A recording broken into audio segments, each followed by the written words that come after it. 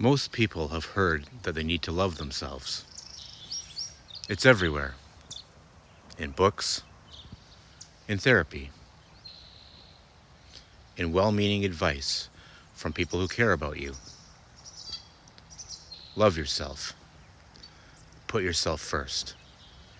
You can't pour from an empty cup.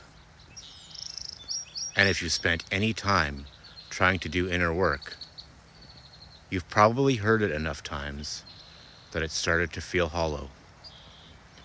Not because it isn't true, but because nobody tells you what it actually means, or why it's so hard, or why knowing you should love yourself doesn't translate into feeling it.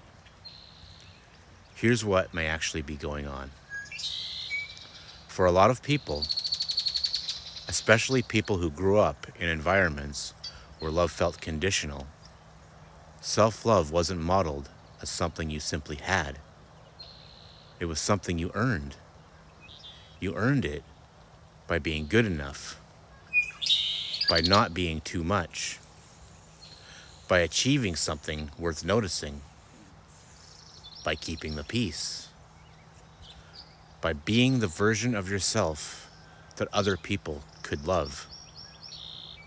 And so you learned, not in words, but in an experience, that love is something that follows performance. You do the right things. You show up the right way. You manage yourself carefully enough, and then maybe, you get to feel okay about who you are. That's not self-love. That's self-management with a reward at the end. And the exhausting thing about living that way is that the bar never stays still. Because it was never really about the performance. It was about a deeper question that no amount of performance ever fully answers. Am I enough? Am I lovable? Not for what I do, but for who I am. That question doesn't get answered by achieving more.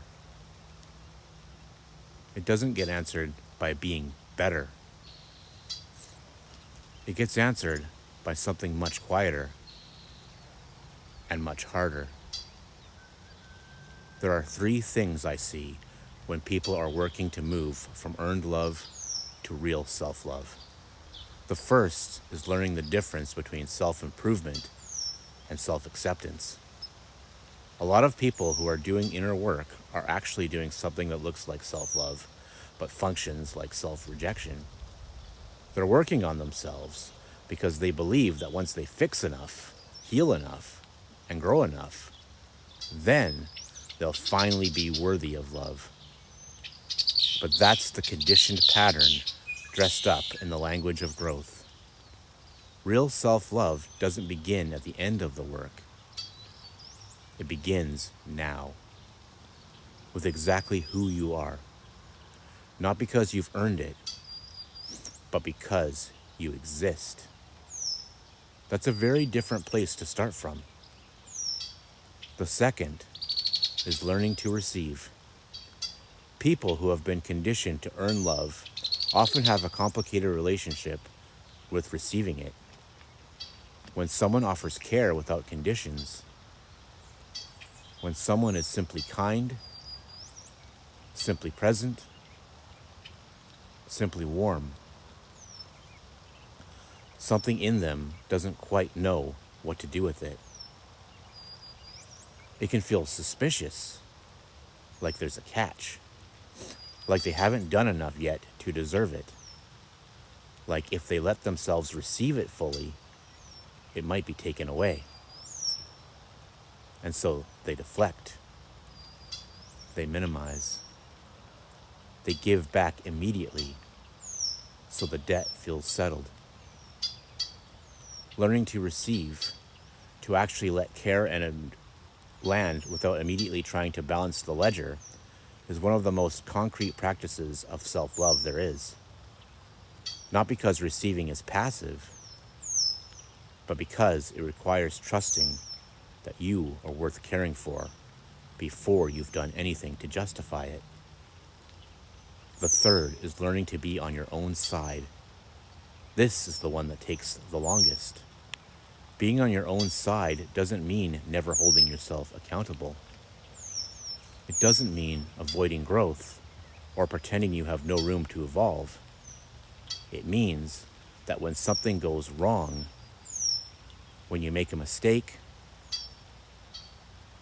when you fall back into a pattern, when you do something you wish you hadn't, your first response isn't punishment. It's curiosity. It's compassion. It's the same quality of understanding you would offer to someone you love who is going through exactly what you're going through. Most people treat themselves in ways they would never treat someone they care about. And the practice of self-love is slowly closing that gap. Not perfectly, and not all at once, but consistently enough that you start to become someone who is genuinely on your own side. That's what self-love actually looks like. Not a feeling you wait to arrive, not a reward at the end of enough growth. A practice, a commitment, a quiet daily decision to treat yourself as someone worth caring for. Not because you've earned it, but because you are. If you're working on this, and you want a space where that kind of reflection can actually land somewhere, Transcendental Mentorship is a free community for people who are already doing this work, but need somewhere to go deeper with it. Not a course, not a program to keep up with, just a space. Links in the description. Deeper understanding, real change.